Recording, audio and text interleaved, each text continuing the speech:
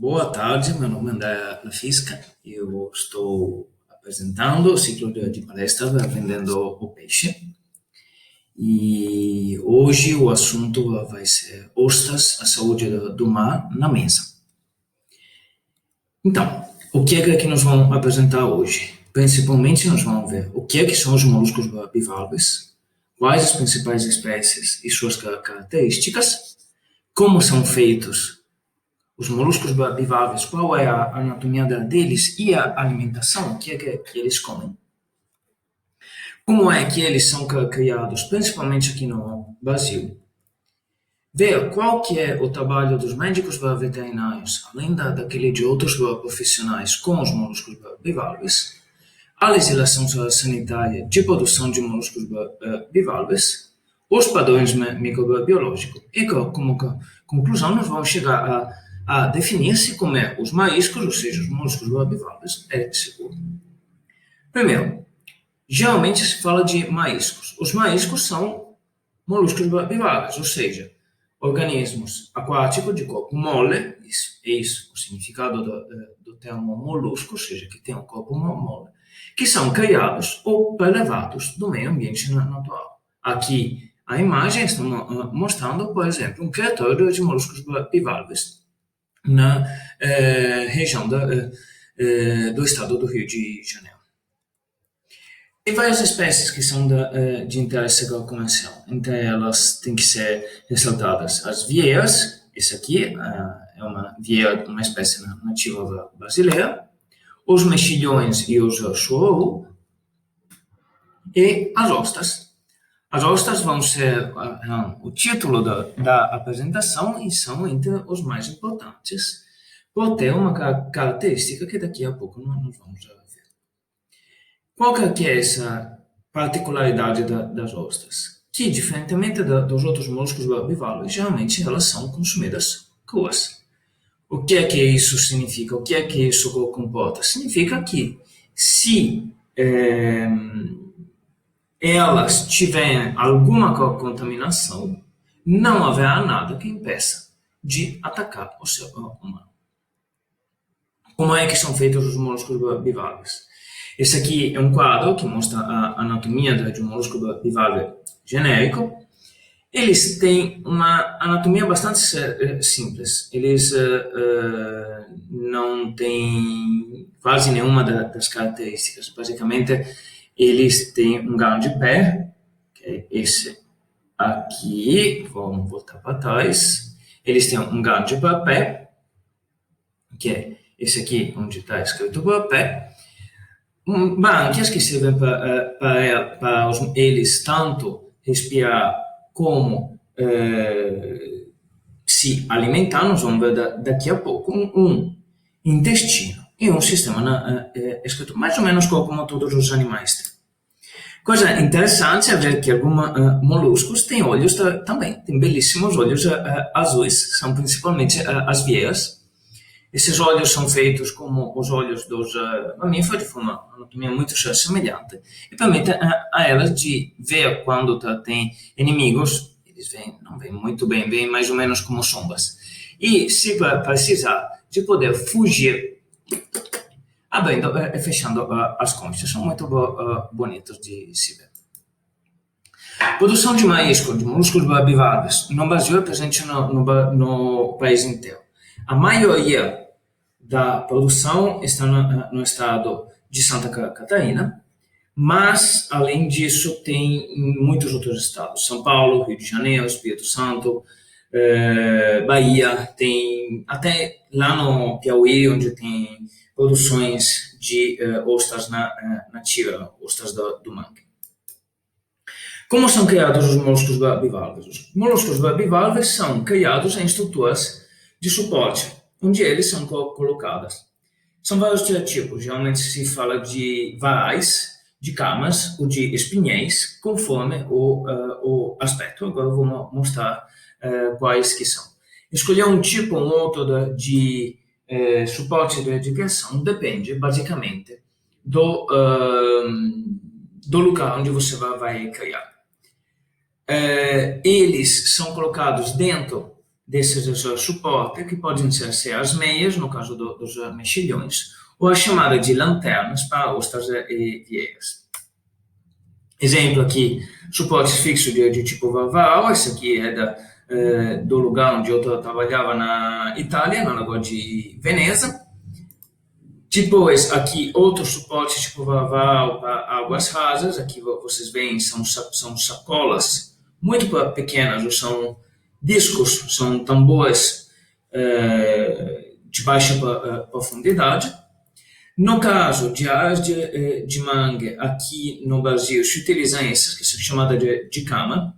As camas contêm essas redes dentro das quais são colocadas as ostas do mangue, que periodicamente são viadas, reviadas e limpas para permitir a expiação dos animais.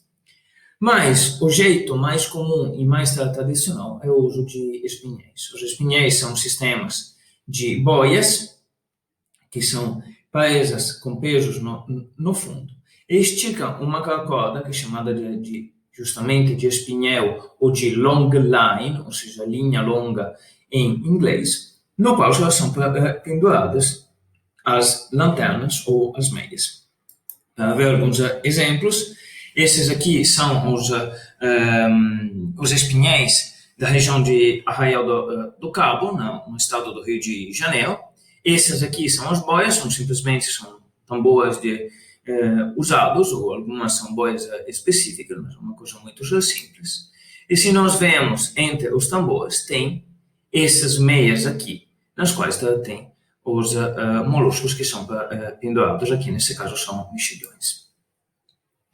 Quando, no caso de ostas e de vieiras, se prefere usar as lanternas. As lanternas são tipo essas cestas grandes, aqui vemos elas tiradas da água, dentro das quais são colocados os moluscos bivalves. O tamanho da rede depende do tamanho dos moluscos bivalves, também para impedir a entrada de animais que podem ser predadores, principalmente são gasterópodes ou são caranguejos.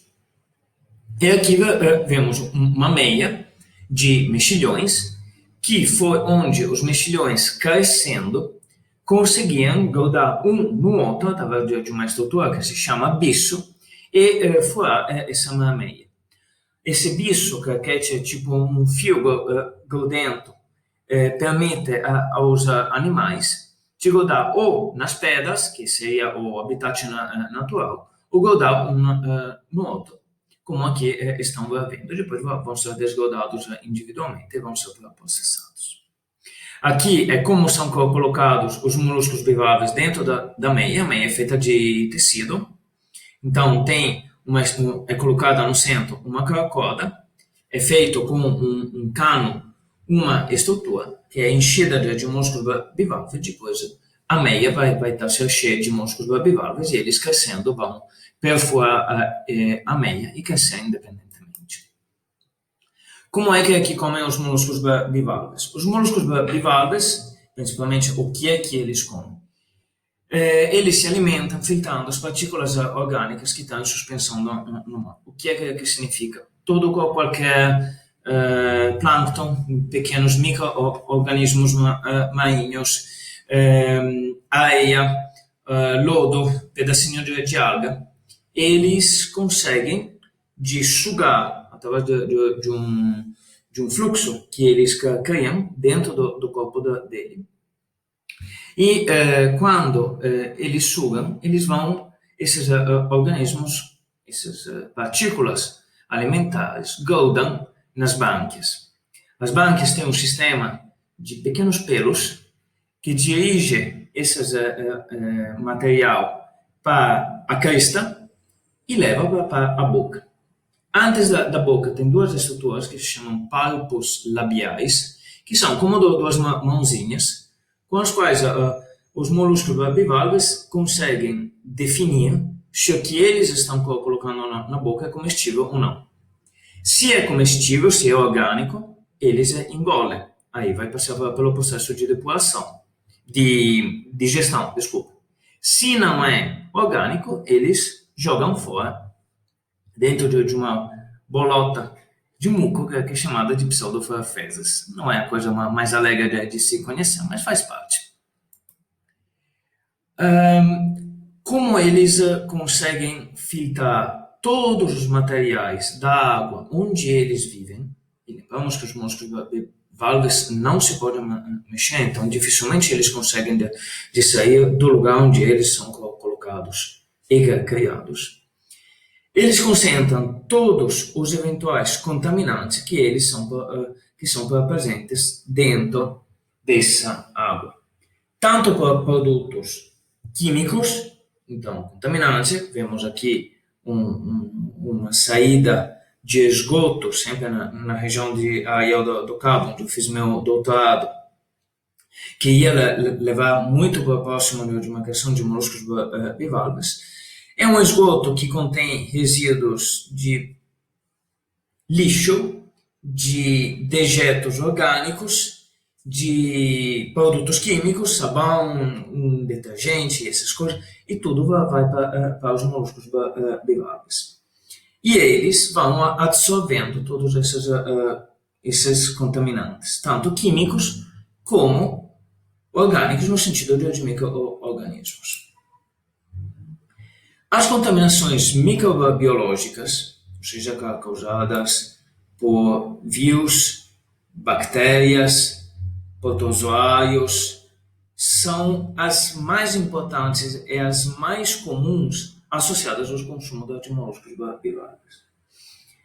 Existem depois contaminações por biotoxinas algais, então toxinas, venenos, substâncias tóxicas produzidas por algas microscópicas, que também fazem parte da alimentação de moluscos bivalves. Mas disso eu não vou aprofundar. Vamos voltar à contaminação microbiológica.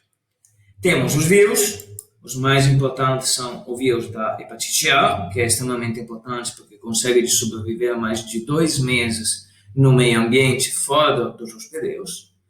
Os norovírus, que são muito comuns, chamados vírus dos cruzeiros. O rotavírus e o poliovírus. Além disso, são presentes contaminações por protozoários, sendo os mais importantes o Cryptosporidium parvum, a giardia, que é uma grande causa de infecção alimentar em seres humanos, principalmente em crianças, e entomeba histolítica. Entomeba histolítica é uma dos protozoários que tem as sintomatologias mais graves que podem haver em caso de infecções e toxinfecções associadas ao consumo de alimentos. Mas os grandes reis das contaminações microbiológicas são, com certeza, as bactérias. As bactérias que podem vir de moluscos bivalves são de 2 grupos. O primeiro grupo são bactérias, que são esses aqui, Escherichia coli, Salmonella, Shigella, Campylor, monocytogenes, que são bactérias que são originárias do meio ambiente terrestre e principalmente que são originárias de contaminação com dejetos de seres humanos e de mamíferos no geral. Então, dejeto significa fezes, mamíferos no geral significa seres humanos, suínos, bovinos e animais de companhia. Existem depois outras bactérias que são bactérias nativas do ambiente aquático, especialmente no ambiente marinho. Essas bactérias são nativas, significa que vivem normalmente dentro do ambiente aquático e, eventualmente, podem causar patologia nos seres humanos. Então, são 2 grandes grupos de bactérias que têm uma ecologia, um comportamento e uma sobrevivência dentro dos moluscos bivalves completamente diferentes. Porque os primeiros têm seu habitat natural dentro dos animais de sangue quente terrestres e, casualmente, chegam no mar através de contaminação de esgoto. Os segundos são perfeitamente adaptados ao meio ambiente marinho. Tanto é que se diz que em alguns casos, algumas espécies dessas fazem parte do chamado de microbioma, ou seja, do conjunto total de todos os micróbios que fazem parte que convivem normalmente com os organismos marinhos. Nós também, como seres humanos, temos os nossos microbiomas, mas esse é todo outro assunto. E o que é que o veterinário tem a ver com molluscos bivalves? Quando as pessoas pensam nos molluscos bivalves, concentra mais a sua atenção no trabalho de outros profissionais, que são engenheiros da pesca, que são biólogos, que são zootecnistas, mas veterinários têm também muito a ver com molluscos bivalves. Por quê? Porque em considerar a saúde dos molluscos bivalves e o papel deles como agente de doença nos seres humanos, nós temos que considerar que existem três grandes âmbitos da saúde pública. Existe a saúde pública ambiental, ou seja, a proteção do meio ambiente. A saúde pública dos animais, nesse caso, o marisco. E a saúde pública dos consumidores, ou seja, os seres humanos. Esses três elementos, então a saúde ambiental, a saúde animal e a saúde humana, são extremamente entrelaçados. Ok? O que é que significa? Que o marisco, o molusco bivalve, que é o nosso alimento, depende para a sua saúde das condições do ambiente onde ele vive. Aqui é essa interseção. Ok? Se o marisco viver em um ambiente que é contaminado, ele vai se contaminar. Então depende do ambiente. Se o molusco estiver contaminado ou estiver doente, ele pode passar essa doença para o consumidor. Então aqui está a interface entre o consumidor, o ser humano, e o animal. Igualmente, o consumidor, o ser humano, tem um papel fundamental porque ele pode agredir o meio ambiente, então poluir o meio ambiente. E isso causa que todos os três elementos são fortemente conjuntos. O molusco depende do ambiente pela sua saúde, o consumidor depende da sanidade, da segurança do molusco, do animal pela própria, mas o consumidor também pode poluir e afetar o meio ambiente. Então, os três elementos têm que ser vistos em conjuntos. Então, não adianta eu considerar o trabalho do veterinário só com a saúde dos moluscos. Não. Porque o trabalho do veterinário e de qualquer outro profissional que trabalhe com animais, principalmente animais que são tão simples como os moluscos bivalves, como os invertebrados no geral, que então tem uma importância tão grande do ambiente para a sua saúde, tem que considerar as três fases. Como veterinário, eu tenho que entender de saúde humana, todos os agentes de doença que falei anteriormente, são todos agentes de doença em seres humanos, mas também eu tenho que entender o vertente ambiental. O que é que no ambiente influencia a saúde dos moluscos que eu estou estudando e com os quais estou trabalhando? Uma análise que considera só o papel do animal seria absolutamente marginal e parcial. Os moluscos bivalves, os mariscos, têm uma legislação própria referente à sua sanidade, à sua segurança como alimentos. O Brasil possui uma legislação sanitária específica que estabelece os critérios microbiológicos de segurança alimentar para os moluscos bivalves. É a chamada de Instrução Normativa 7 de 2012. É uma instrução normativa interministerial, feita pelo então Ministério da Pesca e pelo MAMAP, Ministério da Agricultura. Nessa legislação se consideram os critérios de segurança com base principalmente na presença de salmonela, que todo mundo conhece, é um grande patógeno bacteriano que é muito grave para seres humanos, e na concentração de Escherichia coli. Escherichia coli, o que é? É uma bactéria que aqui vemos belíssima nesse meio de cultura, Escherichia coli, essa daqui toda dourada. Durante o doutorado nós chamávamos esse meio de cultura de H fashion, porque era belíssimo, com cores violeta e dourado. É uma bactéria indicadora. Indicadora de quê? Indicadora de que no meio ambiente, onde eu encontro essa bactéria em elevadas concentrações, existe uma contaminação de origem fecal humana. O que é que significa? Significa que a água onde tem uma alta concentração de Escherichia coli está contaminada com fezes humanas, ou seja, com esgotos. Então é uma chamada de bactéria indicadora, por quê? Porque ela indica que, como eu encontro ela, e é um protocolo bastante simples de fazer, eu posso encontrar muitas outras bactérias de identificação mais complexa, mais difícil, mas que vivem também no mesmo meio. Então são bactérias extremamente importantes. A Instrução Normativa 07 e outras leis dividem as áreas de produção de moluscos bivalves conforme a quantidade de Escherichia coli em 3 grandes grupos.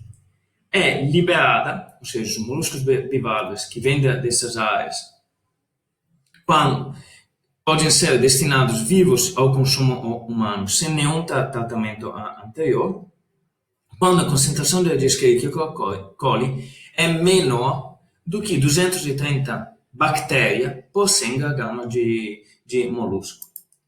É liberada sob condição, então, condicionadamente, quando a concentração de Escherichia coli é menor de 46.000 Escherichia coli por 100 gramas, mas nesse caso não pode não podem ser destinados diretamente ao consumo humano.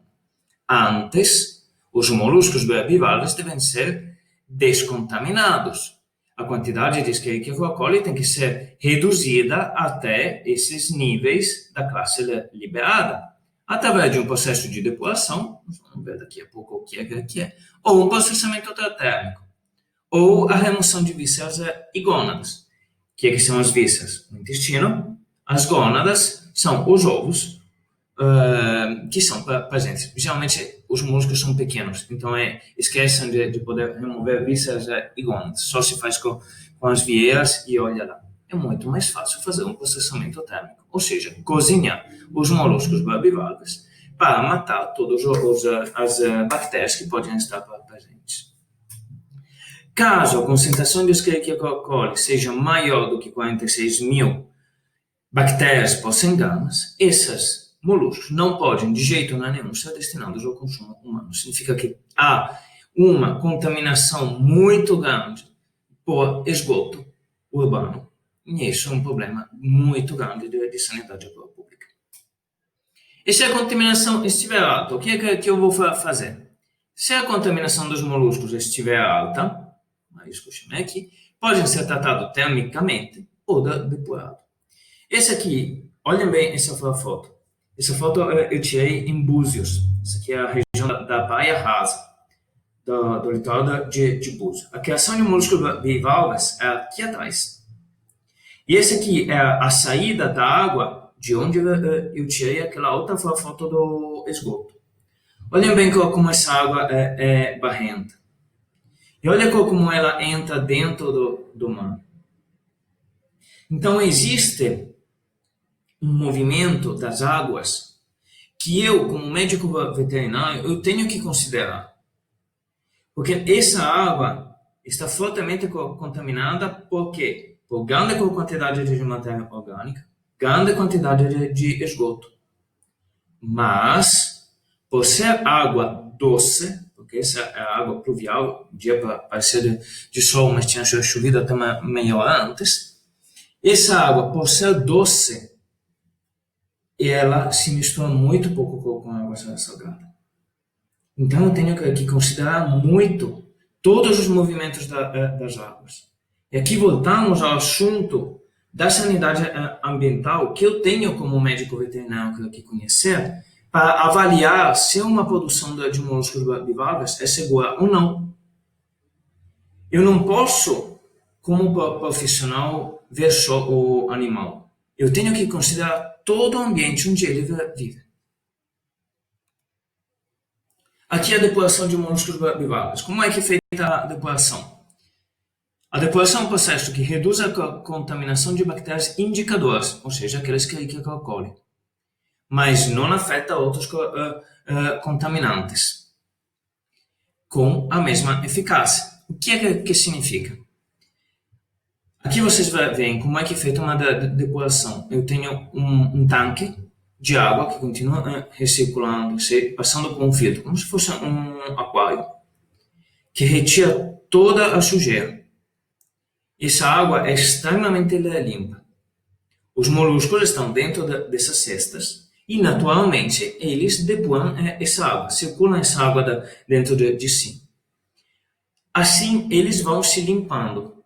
A areia que estiver dentro dele, eles jogam fora. Porque eles sentem que a água é limpa. Eles, naturalmente, jogam fora toda a sujeira. E as bactérias que tem neles? Vão sair também? Algumas sim. Quais vão sair? Vão sair as bactérias de origem fecal. Ou seja, aquelas Escherichia coli, aquela Salmonella, aquela Shigella, eventualmente aquela Listeria. Por que só elas? Porque essas bactérias não são bactérias que são acostumadas a viver dentro do meio ambiente marinho, são habituadas a viver dentro do intestino dos seres humanos ou de mamíferos, não no mar.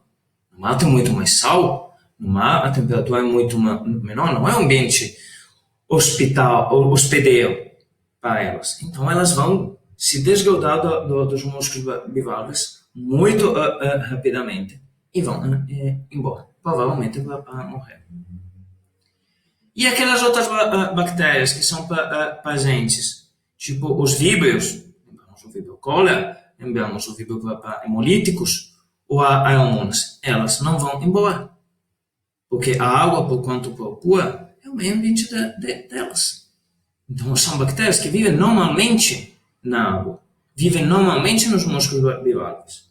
E, aliás, ficam extremamente contentes se são eliminadas aquelas outras bactérias que são competidoras, que competem por um espacinho lá dentro do molúsculo bivalve. Tem mais espaço, tem mais nutrientes, aí elas se multiplicam. E os vírus vão embora? Essa é outra questão.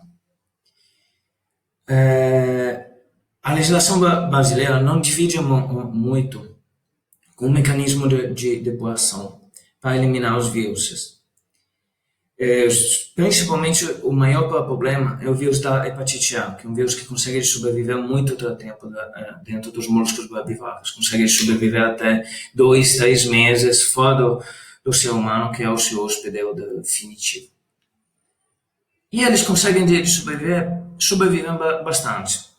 Tanto é que aqui são vírus que, pela legislação europeia, precisam de 2 meses chamado de estabulação. Ou seja, que os moluscos bivalves são colocados em uma água marinha, naturalmente, extremamente limpa e certificada para isso. Então, não serve para toda essa depuração que se faz. Mas, pelo menos, elimina Salmonella, Escherichia coli e todas as bactérias de origem fecal. Então, eu posso fazer o tratamento térmico. Se eu compro uma sacola de mexilhões cozidos, eu tenho certeza de que sejam seguros, sejam sem bactérias. Basicamente sim, mas tem que ver de onde vem. Porque essa que vocês estão vendo nessa foto é a estrutura de cozimento de um cara que criava moluscos bivalves e que vendia eles em sacolas. Não é uma coisa muito higiênica.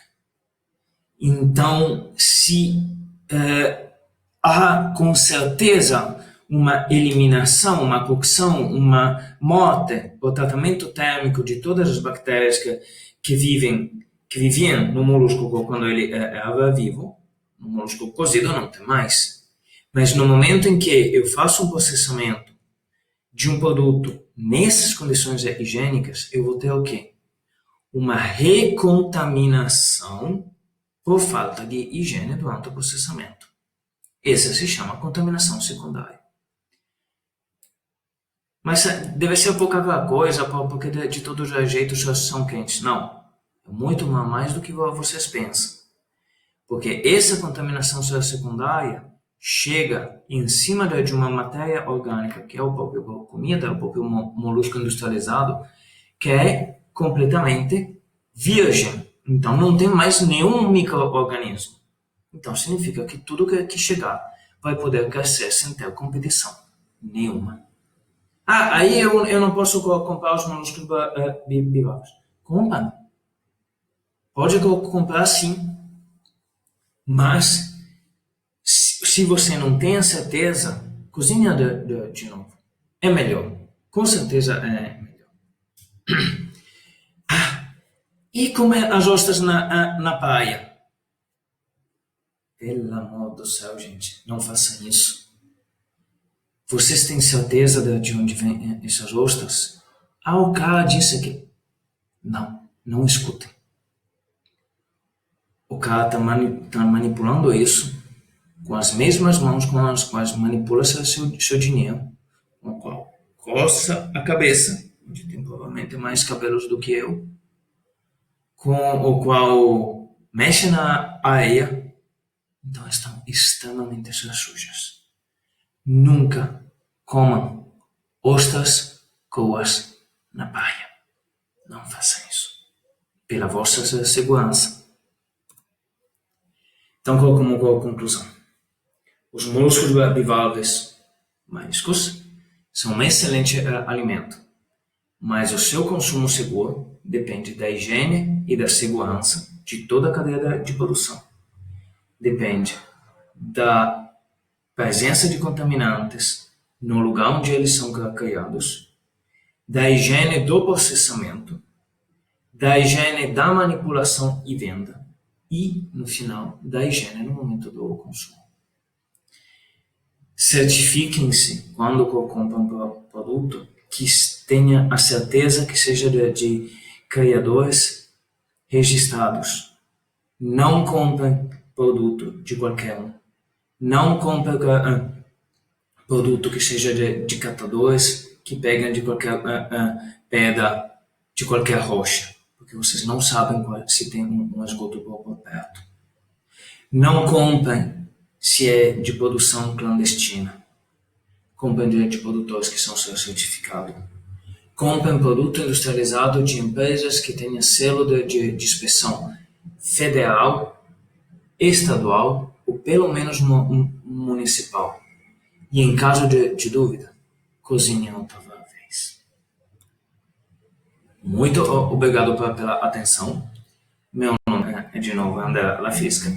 Aqui é minha e-mail, meu telefone em caso tenha dúvida. E caso precise, o site da minha empresa é lafiscatranslation.com.